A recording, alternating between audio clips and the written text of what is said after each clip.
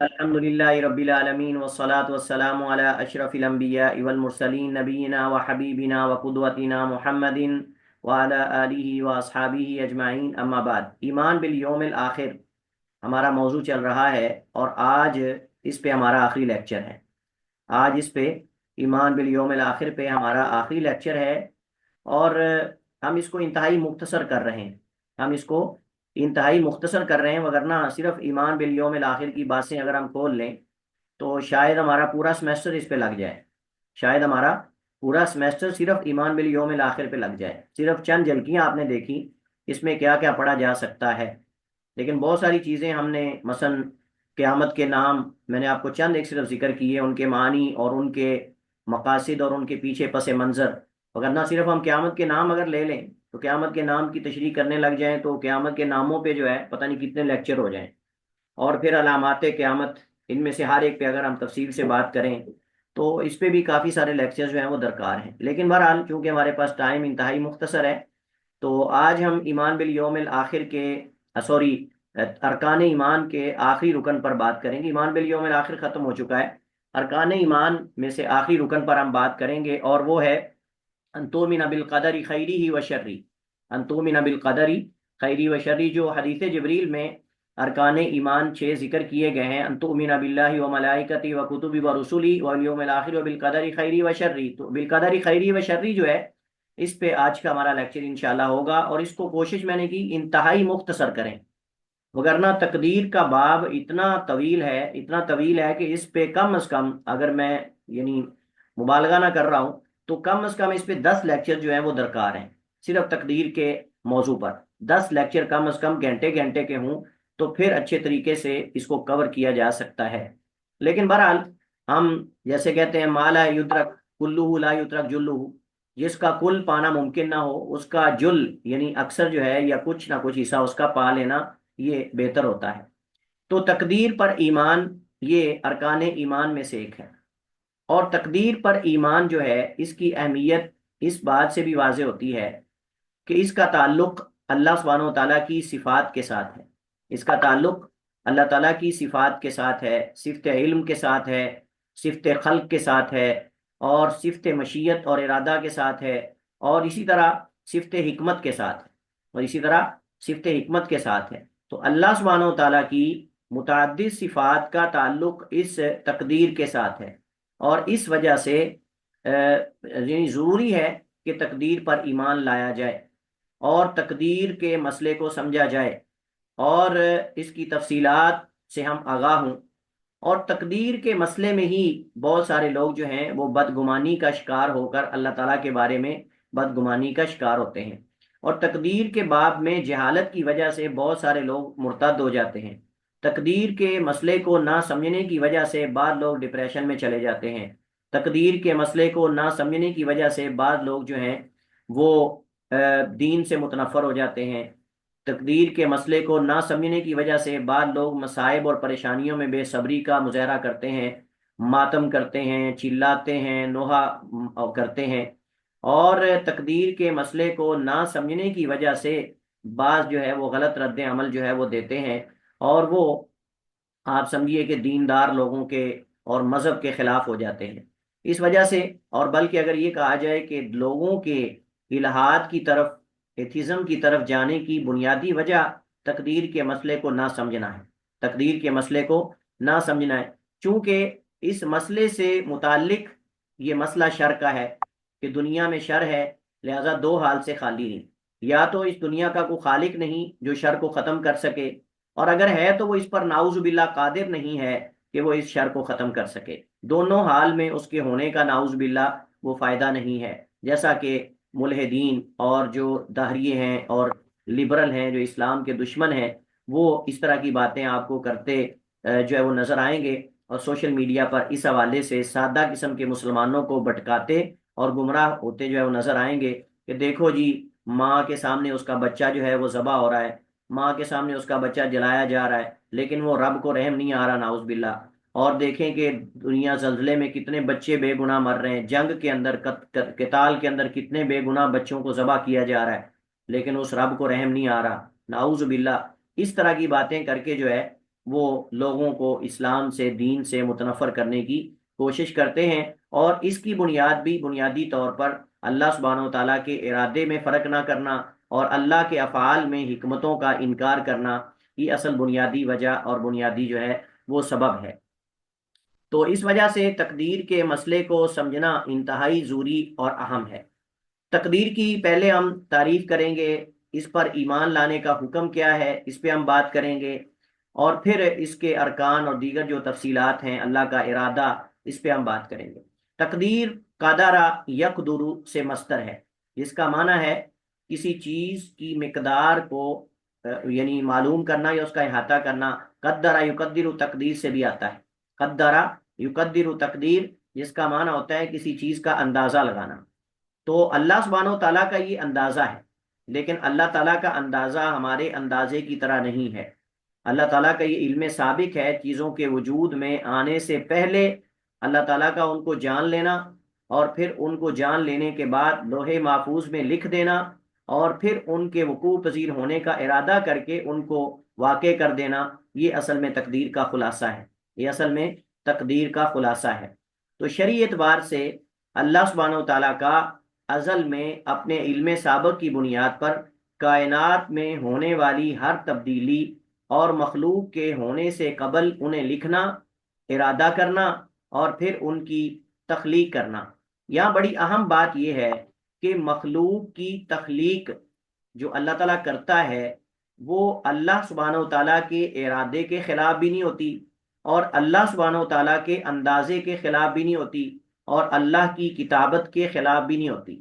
یعنی جو اللہ سبحانہ و تعالیٰ نے ازل میں اندازہ لگایا چیزوں کے وجود میں آنے کا یا تبدیلیوں کے واقع ہونے کا، وہ اندازہ بالکل پرفیکٹ ہے، بالکل صحیح، اور اس کے مطابق ہی یہ چیزیں وجود میں آتی ہیں، اور پھر اللہ نے جیسے ارادہ کیا ویسے ہی یہ وجود میں آتی ہیں، اور جیسے اللہ سبحانہ و تعالیٰ نے لوح محفوظ میں لکھا اسی طرح ہی یہ چیزیں جو ہیں اپنے اپنے وقت میں وجود میں آ رہی ہیں۔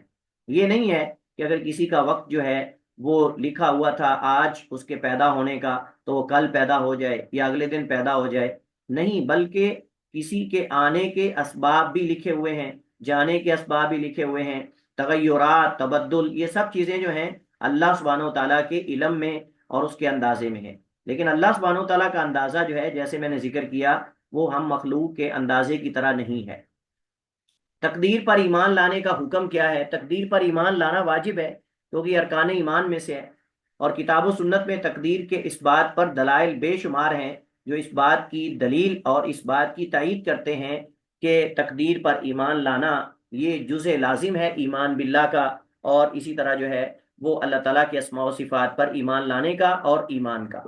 جن میں سے چند ایک دلائل ہم پڑھتے ہیں۔ اللہ تعالیٰ قرآن کریم میں سورہ قمر میں فرماتا ہے اِنَّا كُلَّ شَيْءٍ خَلَقْنَاهُ بِقَدَرٍ، کہ بے شک ہم نے جو بھی چیز ہے ہم نے اسے ایک اندازے کے ساتھ پیدا کیا۔ تو یہاں خلقناہ بقدر سے مراد یعنی اللہ سبحانہ و تعالیٰ کا اس کے بارے میں علم سابق موجود ہے، اللہ سبحانہ و تعالیٰ کا اس کے بارے میں علم سابق موجود ہے، علم میں بھی ہے، لکھا ہوا بھی ہے، ارادہ بھی ہے، اور پھر وہ اللہ کی مخلوق بھی ہے۔ دوسرا اللہ تعالیٰ فرماتا ہے سورہ احزاب میں وَكَانَ أَمْرُ اللَّهِ قَدَرًا مَقْدُورًا، اور اللہ تعالیٰ کا حکم ہمیشہ سے اندازے کے مطابق ہے جو طے کیا ہوا ہے۔ طاؤس ابن کیسان رحمہ اللہ تعالی روایت کرتے ہیں انہ قال، انہوں نے کہا ادرکت ناسا من اصحاب رسول اللہ صلی اللہ علیہ وسلم یقولون، میں نے کئی لوگوں کو صحابہ میں سے پایا، تابعی ہیں چونکہ طاؤس بن کیسان، تو بیان کرتے ہیں کہ میں نے کئی صحابہ کرام کو پایا جو یہ کہتے تھے کل شیء بقدر، ہر چیز تقدیر کے ساتھ ہے، یعنی کوئی چیز بھی اللہ سبحانہ و تعالیٰ کی تقدیر سے باہر نہیں۔ اور فرماتے ہیں وَسَمِعْتُ عبد اللہ ابن عمر یقول قال رسول اللہ صلی اللہ علیہ وسلم کل شیء بقدر، میں نے عبداللہ ابن عمر سے سنا، وہ فرما رہے تھے اللہ کے رسول نے فرمایا ہر چیز تقدیر کے ساتھ ہے، یعنی ہر چیز تقدیر کے ساتھ ہے، حتی العجز والکیس، حتیٰ کہ جو عاجز آ جانا ہے، حتیٰ کہ عاجز آ جانا اور قدرت رکھنا، یہ سب چیزیں بھی تقدیر میں لکھی ہوئی۔ اگر ایک انسان جو ہے وہ کسی فعل سے عاجز آ جاتا ہے، اس کو نہیں کر پاتا، تو باوجود کوشش کی اگر وہ نہیں کر پاتا تو وہ اس کا نہ کرنا بھی تقدیر میں سے ہے، اور وہ تقدیر میں لکھا ہوا ہے۔ اور اگر کوئی قدرت پا لیتا ہے اور وہ کر لیتا ہے تو وہ بھی اللہ سبحانہ و تعالیٰ نے تقدیر میں لکھا ہوا ہے۔ یعنی کسی کا نیکی کرنا یا نیکی سے محروم ہو جانا، کسی کا گناہ کرنا یا گناہ سے بچ جانا، یہ سب اللہ سبحانہ و تعالیٰ کے علم میں لوح محفوظ میں لکھا ہوا ہے۔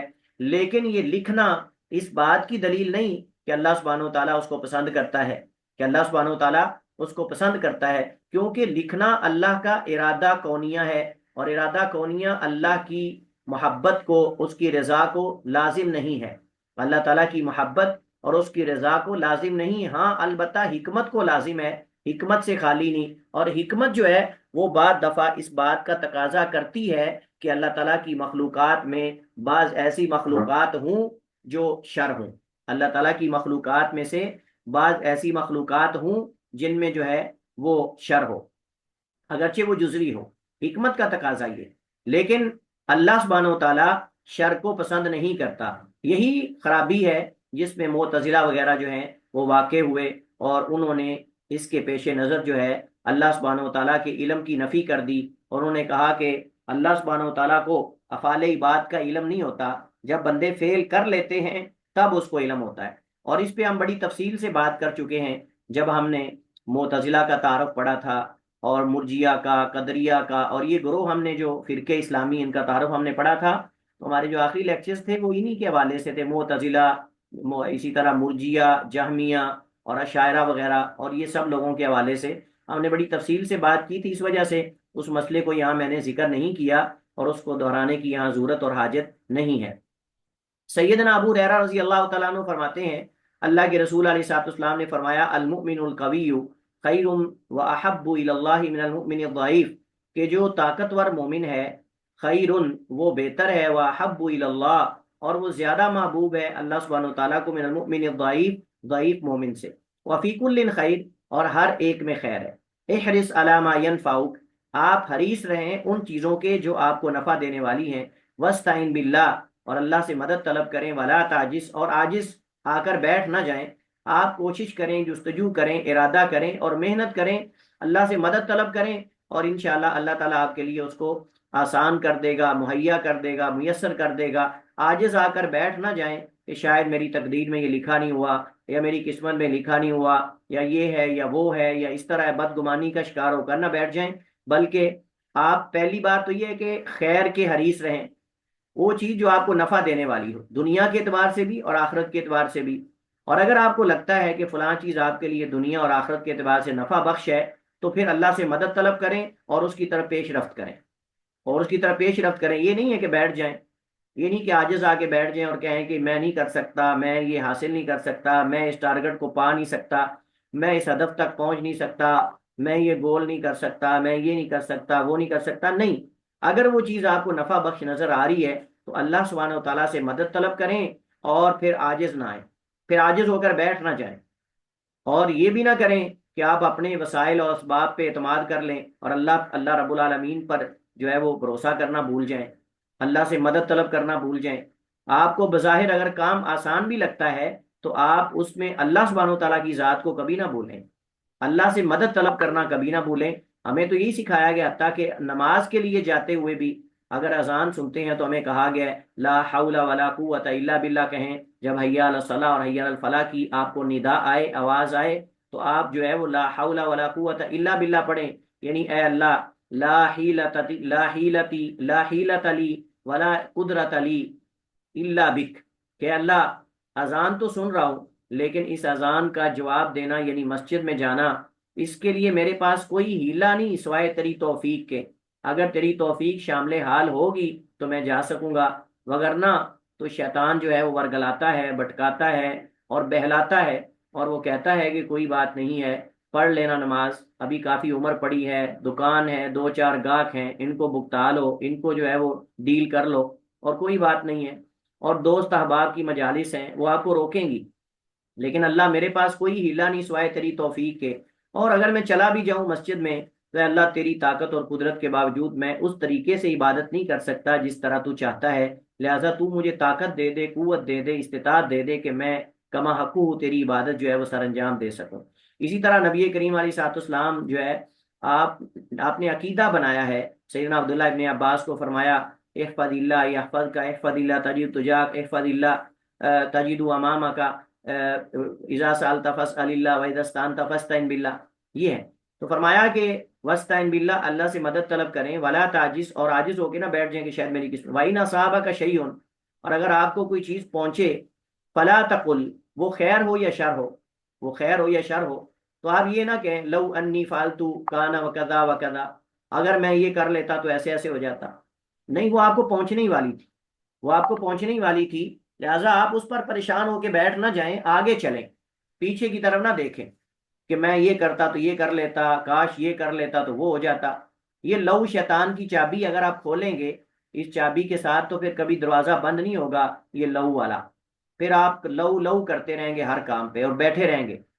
یہی وجہ ہے کہ جب انسان ماضی میں کھو جاتا ہے اور حال مستقبل کے بارے میں سوچتا نہیں، فکر نہیں کرتا، تو انسان پیچھے رہ جاتا ہے، کئی اہداف اس کے پیچھے رہ جاتے ہیں، بلکہ ہر چیز میں پیچھے رہ جاتا ہے۔ لیکن انسان جو ہے وہ ماضی کے اندر جو مسائب، پریشانیاں، غم اور نقصانات ہوئے ہیں اس کو چھوڑ کے اللہ تعالیٰ پہ توکل کرے اور نفع بخش چیز کی طرف پیش رفت کرے، جائز مناسب اسباب اختیار کرے تو ترقی کرتا ہے۔ اگر ماضی میں کھویا رہے گا تو پھر کیسے ترقی کرے گا؟ لیکن اس کا یہ ہرگز مطلب نہیں ہے کہ آدمی جو ہے وہ اپنے گناہوں کی فکر نہ کرے، اس پہ نظر ثانی نہ کرے، اپنا محاسبہ نہ کرے، یہ مراد اس سے نہیں ہے۔ لیکن یہ بھی ہے کہ اگر گناہ انسان پہلے کر کے اس کے توبہ طائب ہو چکا ہے تو پھر اس کو بار بار لے کے بیٹھا رہے۔ لیکن یہاں ہمارا موضوع چل رہا ہے وہ یہ کہ بھائی نصابہ کا شیء فلا تقل، اگر آپ کو کوئی مصیبت یا کوئی چیز پہنچتی ہے تو یہ نہ کہو کاش میں یہ کر لیتا تھی۔ تو مصائب پر تقدیر کو حجت بنانا چاہیے اور یہ کہنا چاہیے کہ اللہ تعالیٰ نے لکھا ہوا تھا، ایسے تو ہو گیا ہے، بس ٹھیک ہے، آئندہ سے احتیاط کریں۔ لیکن گناہوں پر تقدیر کو حجت نہیں بنانا چاہیے۔ ولیکن قل، لیکن آپ یہ کہیں قدر اللہ وما شاء فعل، اللہ تعالیٰ کی تقدیر ہے، جو اللہ نے چاہا وہ کیا۔ فإن لو، کیونکہ لو جو ہے تفتح عمل الشیطان، شیطان کے عمل کو کھول دیتا ہے، یعنی شیطان جو چاہتا ہے وہ شیطان کر گزرتا ہے۔ شیطان کے لیے دروازہ کھل جاتا ہے آپ کے قلوب و اذہان میں شکوک و شبہات پیدا کرنے کا، آپ کو آگے بڑھنے سے روکنے کا، آپ کو زیادہ خیر اور زیادہ بھلائی کے عمل کرنے سے روکنے کا۔ وہ جو ہے وہ ماضی میں انسان کو جو ہے وہ لگائے رکھتا ہے، اور وہ اسی چیز میں کہ کاش میں یہ کر لیتا تو یہ ہو جاتا، کاش یہ کر لیتا تو یہ ہو جاتا، بجائے اس کے کہ وہ سب کو چھوڑے اور آگے بڑھے۔ شیطان یہی چاہتا ہے کہ وہ آپ کو انہی کاموں میں لگائے رکھے اور آپ غافل ہو جائیں۔ بہرحال یہ چند احادیث تھیں۔ اسی طرح اگر آپ اس کے ساتھ جو ہے وہ احادیث ملا لیں جو آگے والی آ رہی ہیں اور آیات، تو انشاءاللہ مزید یہ آپ کے پاس دلائل اکٹھے ہو جائیں گے۔ میں نے اس وجہ سے ان کو یہاں ذکر نہیں کیا، آگے حدیث آ رہی ہیں وہ بھی اس کے ساتھ آپ شامل کریں۔ تقدیر پر ایمان لانا یہ اس وقت تک ممکن نہیں جب تک آپ چار چیزوں پر ایمان نہیں لاتے، اور ان کو میں نے پہلے اختصار سے ذکر کر دیا ہے۔ اس میں سب سے پہلے اللہ کا علم ہے۔ علم اللہ تعالیٰ کو ہے، لیکن ہر چیز کا علم اللہ تعالیٰ کو ہے، یہ اس بات پہ ایمان ہونا چاہیے۔ کوئی چیز اللہ کے علم سے خارج نہیں، حتیٰ کہ بندوں کے افعال بھی اللہ کے علم میں ہیں، بندے نے کیا کرنا ہے یہ بھی اللہ کے علم میں ہے۔ جبکہ معتزلہ کہتے ہیں کہ اللہ تعالیٰ کے علم میں بندوں کا فعل نہیں، ہاں جب بندہ فیل کر لیتا ہے تب اللہ کے علم میں آتا ہے۔ اچھا جی تمہیں مسئلہ کیا ہے اس کو ماننے میں؟ کہتے ہیں اگر ہم یہ کہیں کہ اللہ تعالیٰ نے بندے کا فیل بھی لکھا ہوا ہے، اس کا مطلب یہ ہے کہ اللہ تعالیٰ نے بندے کا زنا کرنا لکھا ہوا ہے اور پھر وہ روکتا کیوں نہیں؟ اس کا مطلب یہ ہے کہ پھر اللہ تعالیٰ گناہوں کو پسند کرتا ہے، نعوذ باللہ۔ اللہ تعالیٰ جو ہے وہ چوری، شراب اور زنا اور بدکاری اور یہ چیزیں اللہ نے اگر لکھی ہیں پھر اللہ اس کو پسند کرتا ہے۔ اس کا مطلب یہ ہے، وہ کہتے ہیں کہ اس سے شر کی نسبت اللہ کی طرف ہوتی ہے اگر ہم یہ کہیں کہ اللہ تعالیٰ نے لکھا ہوا ہے، یعنی انہوں نے یہ سمجھ لیا، جاہلوں نے یہ سمجھ لیا کہ شاید جو چیزیں اللہ نے لکھی ہیں وہ اللہ کو پسند بھی ہیں۔ بھائی وہ اللہ کا علم ہے، علم میں اچھی چیزیں بھی آ سکتی ہیں، بری چیزیں بھی آ سکتی ہیں، علم ہے نا، اللہ تعالیٰ کا ازلی علم ہے۔ تو لہٰذا اس میں یہ انکار کرنا کہ بندوں کے افعال اللہ کو معلوم نہیں اور تب معلوم ہوتے ہیں جب بندے فیل کر لیتے ہیں، تو یہ بڑی عجیب بات ہے۔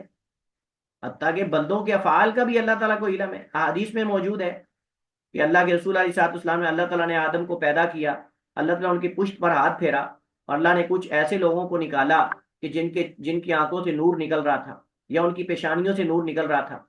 تو آدم نے پوچھا اللہ یہ کون ہے؟ فرمایا یہ تیری اولاد میں سے اہل جنت ہے۔ پھر اللہ نے آدم کی پشت پر ہاتھ پھیرا، اللہ نے کچھ لوگوں کو نکالا جن کے چہرے سیاہ تھے، اور فرمایا کہ اللہ یہ کون ہے؟ تو اللہ تعالیٰ نے فرمایا کہ یہ تیری اولاد میں سے وہ ہیں جو اہل جہنم ہے۔ نبی کریم علیہ الصلوۃ والسلام نے ایسے ہاتھ کا اشارہ کیا اور دونوں ہاتھ آپ نے کھولے، فرمایا تم جانتے ہو ان کتابوں میں کیا ہے؟ اور آپ کے ہاتھ میں کتابیں تھی دو۔ فرمایا صحابہ تم جانتے ہو ان کتابوں میں کیا ہے؟ صحابہ نے کہا اللہ و رسول عالم، اللہ اس کے رسول زیادہ جانتے ہیں۔ فرمایا یہ جو دائیں ہاتھ میں میرے ہاتھ میں کتاب ہے، اس میں تمام اہل جنت کے نام ہیں، اور ان کے خاندان، ان کے قبائل، ان کے انساب، سب کچھ موجود ہے، اور آخر میں اس کا مجموعی عدد بھی لکھا ہوا ہے۔ آخر میں ان کا مجموعی عدد بھی لکھا ہوا ہے کہ کتنے جنتی ہیں اور ان کی تعداد کیا ہے، اور تفصیلات بھی اس کے اندر موجود ہیں۔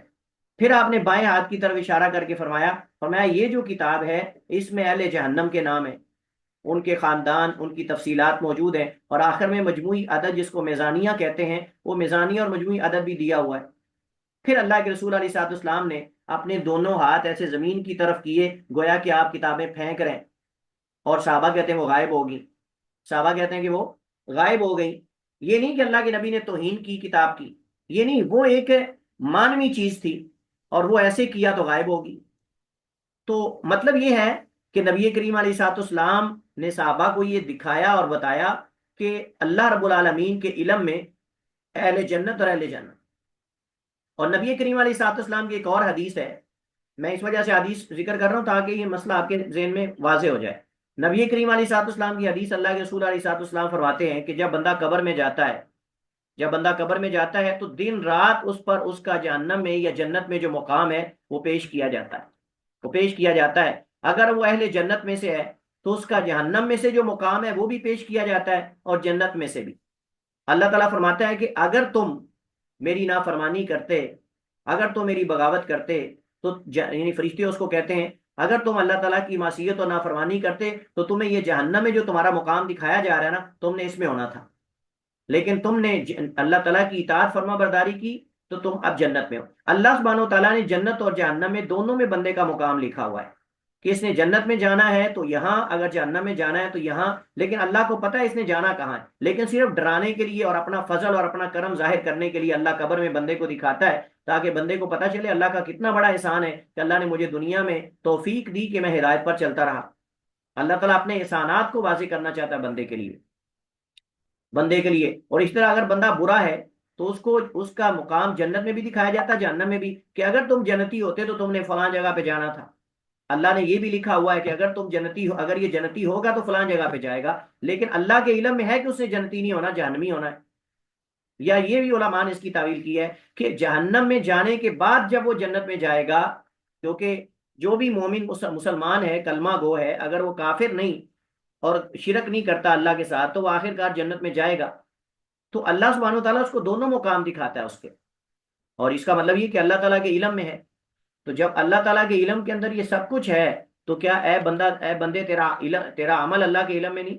تو بہرحال اس پر ایمان رکھنا کہ اللہ سبحانہ و تعالیٰ جو ہے ہر چیز اس کے علم میں۔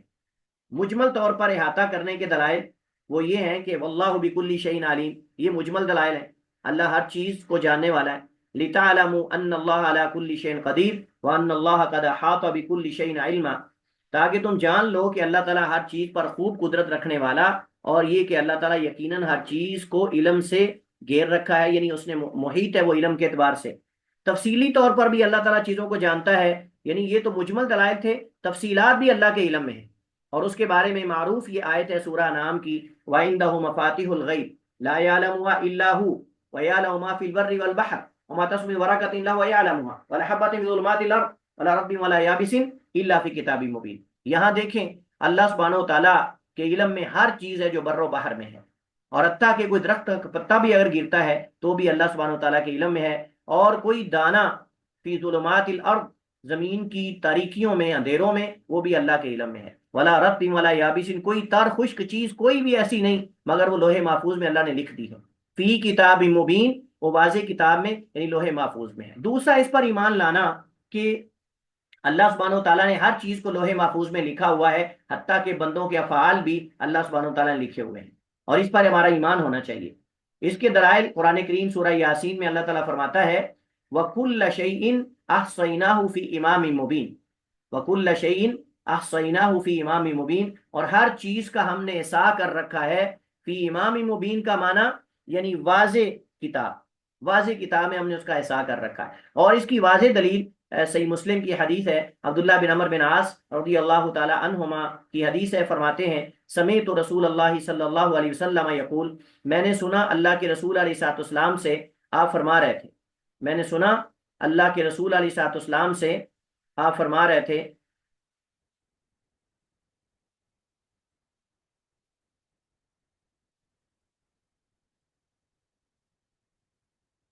جی میں نے سنا اللہ کے رسول علیہ الصلوۃ والسلام سے آپ فرما رہے تھے، کتب اللہ مقادیر الخلائق یخلق قبل ان یخلق السماوات والارض بخمسین الف سنہ قال وعرشہ علی الماء، اور ایک حدیث میں وکان عرشہ علی الماء، اللہ تعالیٰ نے مخلوقات کی تقدیروں کو لکھا زمین و آسمان کی تخلیق سے پہلے 50,000 سال، اور پھر اللہ کے رسول نے فرمایا وعرشہ علی الماء، اور اللہ کا عرش پانی پر تھا۔ اس سے اندازہ لگائیں اللہ تعالیٰ کا علم جو ہے وہ ان مخلوقات سے کس قدر پہلے سب کر لے جا چکا ہے۔ تیسری چیز اللہ تعالیٰ کی مشیت کے بغیر کچھ نہیں، اس وجہ سے حدیث ہے ما شاء اللہ کان وما لم یشاء لم یکن، اور سلف صالحین کی کلام میں بھی آتا ہے ما شاء اللہ کان وما لم یشاء لم یکن، جو اللہ چاہتا ہے وہ ہوتا ہے اور جو اللہ نہیں چاہتا وہ نہیں ہوتا، یعنی ہر چیز اللہ کی مشیت میں ہے۔ لیکن یہ اللہ کی مشیت سے مراد اللہ تعالیٰ کا ارادہ کونیہ ہے، اللہ تعالیٰ کا ارادہ کونیہ ہے۔ مشیت سے مراد ایمان لانا کہ کائنات میں ہونے والی ہر تبدیلی اور تخلیق اللہ تعالیٰ کی مشیت اور اس کے ارادے سے ہوتی ہے، اور اس کی اجازت سے ہوتی ہے، اس کی اجازت سے ہوتی ہے۔ اگر اللہ سبحانہ و تعالیٰ اجازت نہ دے تو کوئی بندہ دنیا میں کسی قسم کی حرکت تک نہیں کر سکتا، لیکن اللہ تعالیٰ کی اجازت سے انسان حرکت کرتے ہیں۔ اللہ نے انسان کے اندر صلاحیت رکھی ہے، قدرت رکھی ہے اور ارادہ رکھا ہے، جس دونوں چیزوں کے ساتھ، قدرت اور ارادے کے ساتھ، انسان جو ہے وہ خیر بھی کرتا ہے اور شر بھی کرتا ہے۔ اس کا مطلب یہ انسان کا شر کرنا، انسان کا خیر کرنا، یعنی گناہ کرنا یا نیکی کرنا، یہ بھی اللہ کی اجازت سے ہے۔ اور اجازت سے مراد ہماری مراد یہ نہیں کہ اللہ تعالیٰ نے پسند کیا ہے کہ وہ یہ کرے، مطلب یہ کہ اللہ نے اس کو اجازت دی ہے کہ وہ خیر کو اختیار کرے یا شر کو اختیار کرے۔ لیکن اگر خیر کو اختیار کرے گا تو جزا ملے گی، اگر شر کو اختیار کرے گا تو سزا ملے گی۔ تو اس بندے کے اندر دونوں چیزوں میں سے ایک کو اختیار کرنے کی صلاحیت رکھ دینا، یہ ہے اصل میں اللہ تعالیٰ کی مشیت، یہ اصل میں اللہ کی مشیت ہے۔ یہ اللہ کا ارادہ شرعیہ نہیں ہے کہ اللہ تعالیٰ کو پسند ہے کہ اللہ تعالیٰ بندے سے چاہتا ہے کہ بندہ یہ گناہ کرے یا فلاں کرے، ایسا نہیں۔ تو مشیت سے مراد یعنی اجازت ہے، یا مطلب یہ ہے کہ اس دنیا کو دارالامتحان بنانا، اس میں بندوں کو اجازت دینا کہ وہ خیر کو اختیار کریں یا شر کو اختیار کریں۔ لیکن اگر اللہ تعالیٰ اجازت ہی نہ دے اور مجبور کر دے تو پھر کس بات پہ محاسبہ ہو سکتا ہے بندوں کا؟ اگر انسان مجبور ہے، اپنے ارادے اور اختیار سے کچھ بھی نہیں کر سکتا، تو پھر محاسبہ بھی نہیں ہو سکتا، پھر قیامت قائم نہیں ہو سکتی، پھر جہنم کا فائدہ نہیں، پھر نہ جہنم کا فائدہ ہے، نہ قیامت قائم کرنے کا فائدہ ہے، نہ فرشتوں کے کرامن کاتبین کا فائدہ ہے، نہ پھر جو ہے وہ منکر اور نکیر کے آنے کا فائدہ ہے، پھر کسی چیز کا کوئی فائدہ نہیں، بلکہ سزائیں رکھنے کا بھی کوئی فائدہ نہیں۔ ساری حدود اللہ، ساری سزائیں جو ہیں شرعی، وہ بیکار ہو جائیں گی۔ اگر ہم جبریہ کے قول کو مان لیں جو کہتے ہیں کہ انسان مجبور محض ہے، تو یہ بیکار اقوال ہے کہنا کہ انسان مجبور محض ہے، اور انسان تو ریموٹ کنٹرول ہے، اس کا اپنا نہ ارادہ ہے نہ اختیار ہے۔ تو بھائی اگر اپنے ارادے اور اختیار کے بغیر بندہ کر رہا ہے تو پھر ساری عدالتیں بند کر دو، پھر جو آپ نے مختلف قسم کی سزائیں رکھی ہیں وہ بند کر دو، ختم کر دو، کیونکہ انسان بیچارے تو ریموٹ کنٹرول چل رہے ہیں، اور ریموٹ کنٹرول سے آپ کیا مواخذہ کرو گے، کیا اس کی پکڑ کرو گے؟ اور میں تو اکثر سمجھاتا ہوں یہ مسئلہ، اس بندے کو تھپڑ مارو اور اس بندے کو کہو یہ میں اپنے ارادے سے نہیں کر رہا، لہذا چلاتے کیوں ہو، لہذا چلاتے کیوں ہو، میرا مواخذہ کیوں کرتے ہو، میں تو مجبور ہوں، ریموٹ کنٹرول ہوں، میں تو ریموٹ کنٹرول ہوں، مجھ سے کیوں پوچھتے ہو؟ کوئی بندہ بھی جرم کر کے تو اپنے آپ کو ریموٹ کنٹرول کہہ دے، تو کیا خیال ہے کسی دنیا کی عدالت میں یہ جو ہے وہ یہ جواز چلے گا یا یہ دلیل چلے گی کہ کوئی بندہ کہے کہ جی میں تو ریموٹ کنٹرول ہوں، میرا تو اپنا ارادہ اور اختیار ہی کوئی نہیں، لہٰذا میرا محاسبہ کیوں کرتے ہو، میرا مواخذہ کیوں کرتے ہو؟ یہ کسی عدالت میں دنیا کی نہیں چلے گا۔ تو اللہ کی عدالت میں کیسے چلے گا؟ اللہ نے قرآن میں ذکر کیا کہ مشرکین کل قیامت کو کہیں گے لو شاء اللہ ما اشرکنا ولا آباؤنا، اگر اللہ چاہتا تو نہ ہم شرک کرتے نہ ہمارے باپ دادا شرک کرتے۔ لیکن کیا اللہ تعالیٰ پھر ان کی اس دلیل کو یا ان کی اس عذر کو اللہ تعالیٰ قبول کر لے گا؟ قطعاً بھی اللہ قبول نہیں کرے گا۔ کیوں اللہ تعالیٰ ان کے اس عذر کو قبول کرے، جبکہ اللہ سبحانہ و تعالیٰ جانتا ہے کہ اس نے اپنے ہر بندے کے اندر قدرت بھی رکھی ہے اور ارادہ بھی رکھا ہے، اور اس بندے کو اختیار دیا ہے کہ اپنی اس قدرت کو مثبت استعمال کرے یا منفی استعمال کرے۔ آپ کو چیز اٹھا کے رکھنا چاہیں تو آپ رکھ سکتے ہیں، آپ کو چیز جو ہے وہ آپ توڑنا چاہیں آپ توڑ سکتے ہیں۔ ریموٹ، اگر ریموٹ ہے، کوئی چیز ریموٹ کنٹرول ہے تو ریموٹ دبانے کی اس کو ضرورت ہوتی ہے، جب تک ریموٹ دبے گا نہیں، چلے گا نہیں، پریس نہیں ہوگا بٹن اس کا، کیسے چلے گا؟ تو انسان تو اپنی مرضی سے چل رہا ہے، انسان تو اپنی مرضی سے چل رہا ہے، لیکن اس کا یہ ہرگز مطلب نہیں ہے کہ جیسے معتزلہ کہتے ہیں کہ اللہ تعالیٰ کی بندے کے فعل پر کوئی قدرت نہیں ہے، اللہ تعالیٰ کی بندے کے فعل پر کوئی قدرت نہیں ہے، یہ بھی غلط ہے، یہ بھی ایک سائڈ سے جو ہے وہ بالکل تفریط ہے، کوتاہی ہے۔ اللہ تعالیٰ بندوں کے افعال پر قادر ہے، کس اعتبار سے قادر ہے کہ اللہ سبحانہ و تعالیٰ اگر کسی بندے کو ہدایت کی توفیق دینا چاہے تو اللہ دے سکتا ہے، لیکن اسی کو اللہ دیتا ہے جس بندے کے اندر خیر دیکھتا ہے، جس بندے کے اندر خیر کا جذبہ یا اہلیت دیکھتا ہے۔ جس کے اندر اہلیت ہی نہیں، اللہ اس کو ہدایت نہیں دیتا، کیونکہ یہ وضع شیء فی غیر محلی، چیز کو اس کے غیر محل میں رکھنا ہے، اور یہ ظلم ہے، اللہ ظلم نہیں کرتا۔ چلیے، اسی طرح ہر چیز اللہ کی مخلوق ہے، اس پر بھی ہمارا ایمان ہونا چاہیے، کوئی چیز اللہ کی مخلوق سے باہر نہیں سوائے اللہ کی ذات کے۔ کل ما سوى اللہ فهو مخلوق، ہر چیز اللہ کے سوا مخلوق ہے، حتیٰ کہ بندوں کے افعال بھی اللہ کی مخلوق ہے۔ جو لوگ کہتے ہیں نا کہ بندوں کے افعال اللہ کی مخلوق نہیں، یہ غلط ہے۔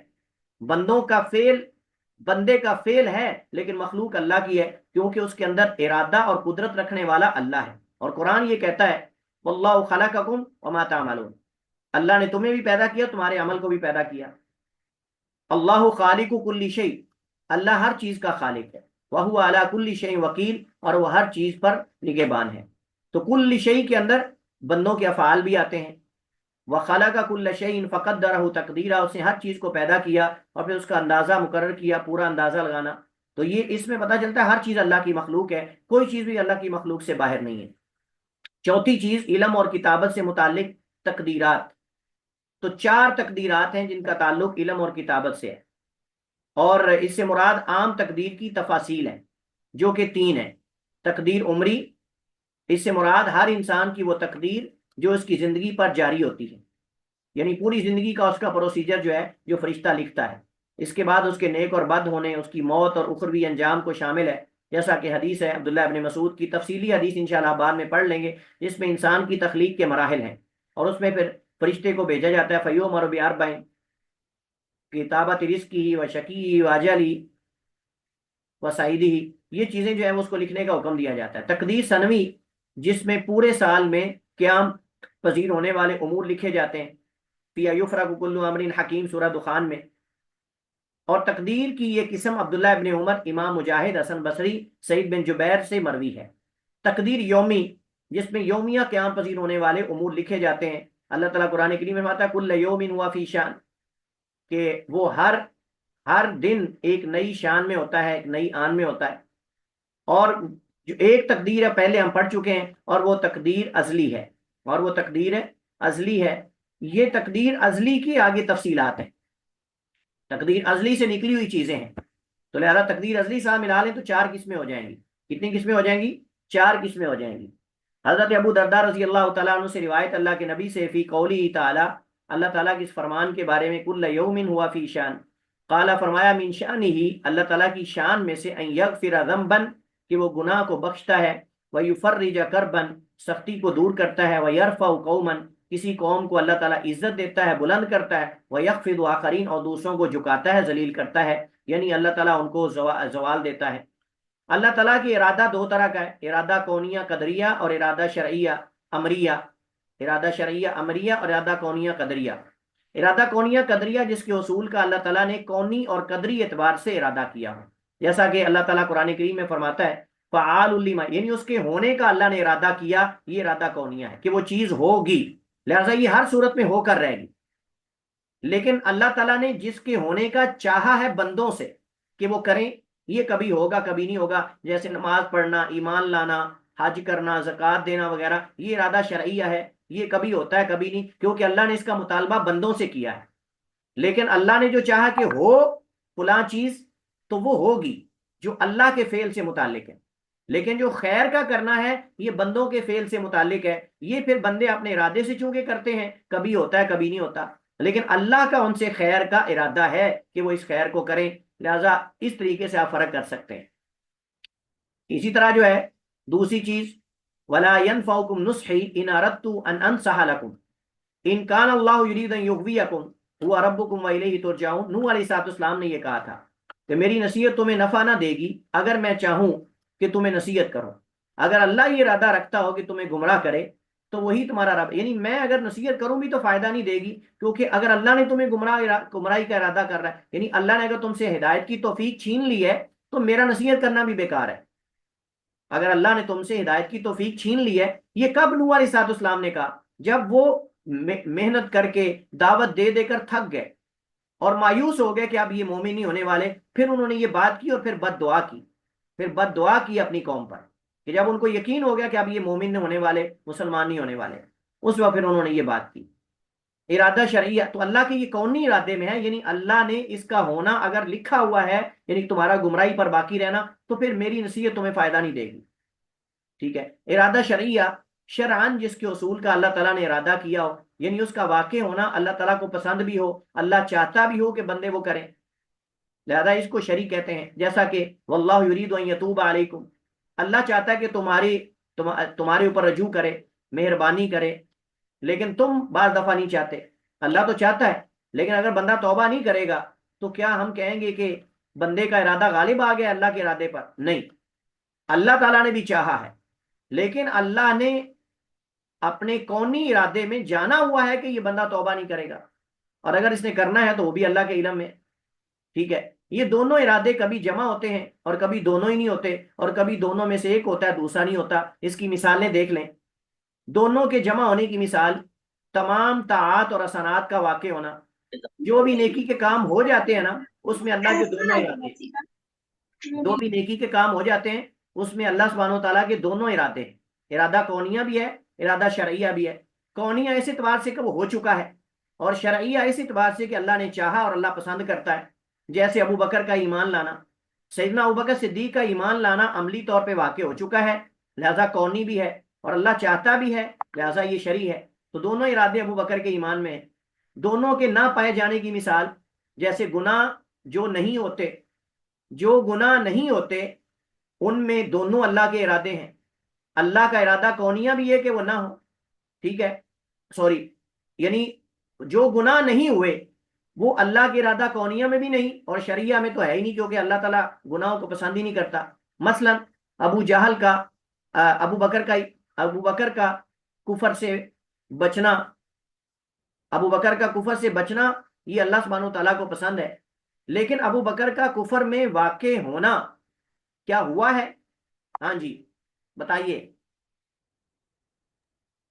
نہیں سر، نہیں ہوا نا، اس کا مطلب یہ ہے کہ یہ کونی ارادے میں بھی نہیں لکھا ہوا تھا۔ اور کیا اللہ تعالیٰ پسند کرتا ہے کہ کوئی کفر کرے؟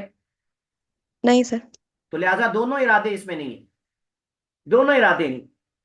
ابو بکر رضی اللہ تعالیٰ عنہ سے کفر کا نہ ہونا اس میں نہ کونیہ ہے نہ شرعیہ ہے، لیکن ابو بکر کا ایمان لانے میں دونوں ہے، کونی ہو لیکن قدری نہ ہو، شرعی نہ ہو، یعنی کوئی گناہ کا کام ہو جائے تو خیر کا نہ ہو، مثلا گناہوں اور مباح کاموں کا واقع ہونا، ابو جہل کا کفر کرنا۔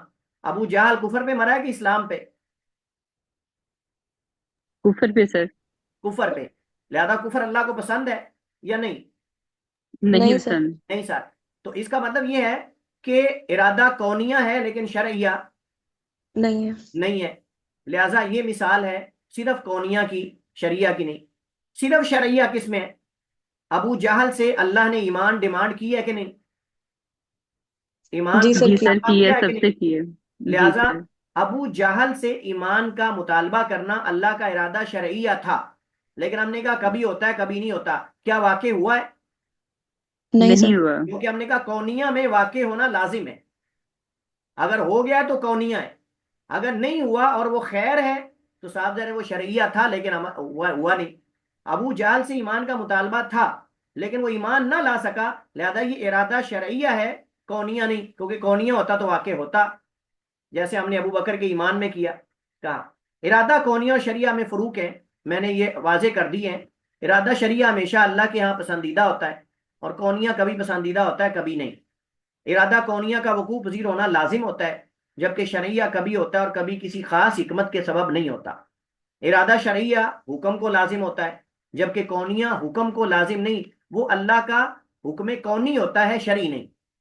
ارادہ شرعیہ کا واقع ہونا لذاتی ہی مطلوب ہوتا ہے، اور کونیہ جو ہے لغیری ہی ہوتا ہے۔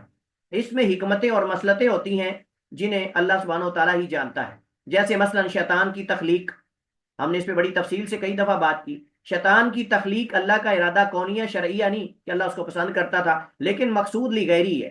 شیطان کی وجہ سے اللہ کی بہت ساری حکمتیں پوری ہوتی ہیں، جیسا کہ اللہ تعالیٰ کا تواب ہونا، غفور ہونا، غفار ہونا، رحیم ہونا، اسی طرح جبار، قہار، اسی طرح جہاد جیسی عبادت کا قائم ہونا، وغیرہ وغیرہ۔ اور مشیت اور ارادہ ایک ہی چیز ہے، مشیت اور ارادہ کونیہ یہ ایک ہی چیز ہے، اور مشیت کی کوئی دو قسمیں نہیں، ایک ہی، اور وہ ارادہ کونیہ ہے۔ لیکن ارادے کی دو قسمیں، ارادہ کونیہ اور شریعہ۔ واللہ تعالی عالم واحکم، وصلی اللہ وسلم علی نبینا محمد وعلی آلہ وصحبہ وسلم۔ ہمارے یہاں نماز کا وقت ہو گیا ہے، کلاس ختم کرتے ہیں۔ اگر کوئی سوال کسی کا ہوا تو آپ مجھ سے الگ پوچھ سکتے ہیں۔ السلام علیکم ورحمۃ اللہ وبرکاتہ۔